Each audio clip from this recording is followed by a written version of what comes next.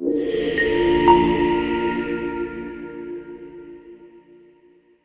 لوگو جو ایمان لائے ہو، تم پر روزے فرض کر دیے گئے جس طرح تم سے پہلے انبیاء کے پیروں پر فرض کیے گئے تھے۔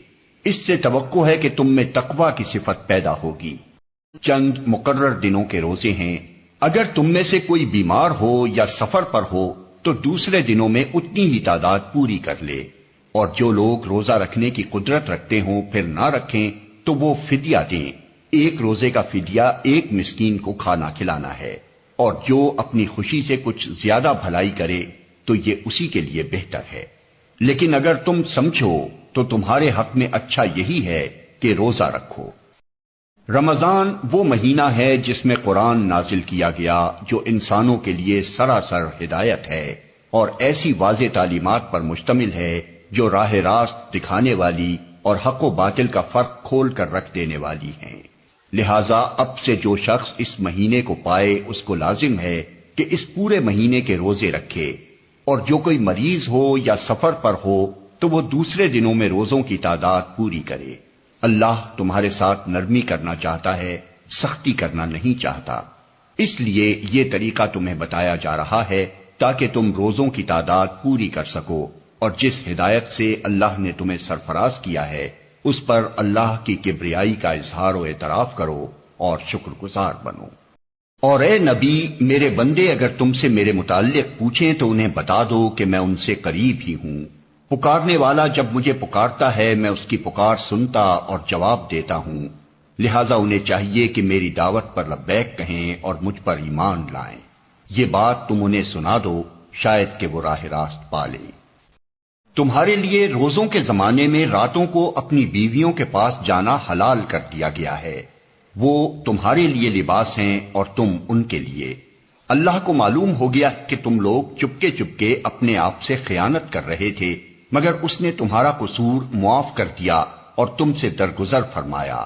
اب تم اپنی بیویوں کے ساتھ شب باشی کرو، اور جو لطف اللہ نے تمہارے لیے جائز کر دیا ہے اسے حاصل کرو۔ نیز راتوں کو کھاؤ پیو یہاں تک کہ تم کو سیاہی شب کی دھاری سے سپیدہ صبح کی دھاری نمایاں نظر آ جائے۔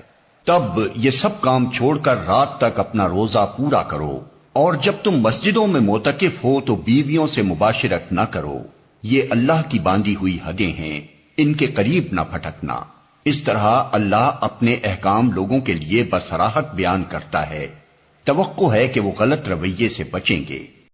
اور تم لوگ نہ تو آپس میں ایک دوسرے کے مال ناروا طریقے سے کھاؤ، اور نہ حاکموں کے آگے ان کو اس غرض کے لیے پیش کرو کہ تمہیں دوسرے کے مال کا کوئی حصہ قصداً ظالمانہ طریقے سے کھانے کا موقع مل جائے۔ لوگ تم سے چاند کی گھٹتی بڑھتی صورتوں کے متعلق پوچھتے ہیں، کہو یہ لوگوں کے لیے تاریخوں کی تعیین کی اور حج کی علامتیں ہیں۔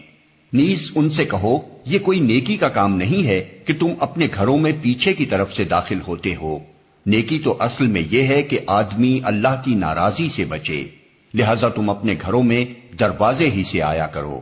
البتہ اللہ سے ڈرتے رہو، شاید کہ تمہیں فلاح نصیب ہو جائے۔ اور تم اللہ کی راہ میں ان لوگوں سے لڑو جو تم سے لڑتے ہیں، مگر زیادتی نہ کرو کہ اللہ زیادتی کرنے والوں کو پسند نہیں کرتا۔ ان سے لڑو جہاں بھی تمہارا ان سے مقابلہ پیش آئے، اور انہیں نکالو جہاں سے انہوں نے تم کو نکالا ہے، اس لیے کہ قتل اگرچہ برا ہے مگر فتنہ اس سے بھی زیادہ برا ہے۔